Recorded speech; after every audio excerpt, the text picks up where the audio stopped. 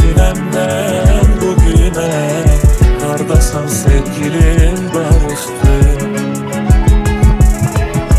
Başka bir isteğim yok, sevirəm demənə, senin bu sözüne doğrusun. Harda olsam demən gələrəm, hiç olmasa seni görərəm. Canım gözüm əzizim, şirinim şekerim, nazlı yarım yaşam nedensin.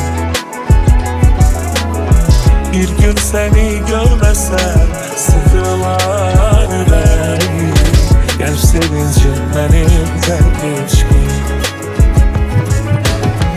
Darıxdım, darıxdım, darıxdım, darıxdım. Mənə səndən başqa dərman olan yox. Darıxdım, darıxdım, darıxdım, darıxdım. Seni görsen deyəcəyim sözlər çox. Gələcəyəm də bir kəlmə dözərəm. Eybi yox, ümid ver, gəlmə, dözərəm. Mən hər işgəncəyə, zülmə dözərəm. Sənsiz ayrılığa dözə bilmərəm. Mən səni itirsəm, can itirərəm. Ömrümü vaxtından tez bitirərəm. Özümdən bezərəm, əl götürərəm. Amma sevdiyimdən bezə bilmərəm.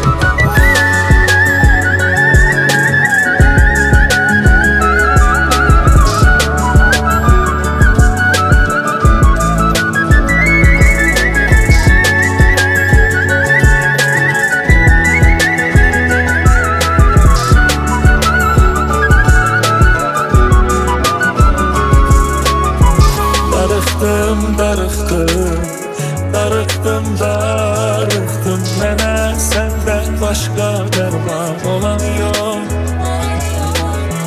Darıxdım, darıxdım, darıxdım, darıxdım. Seni görsən deyəcəyim sözlər çox.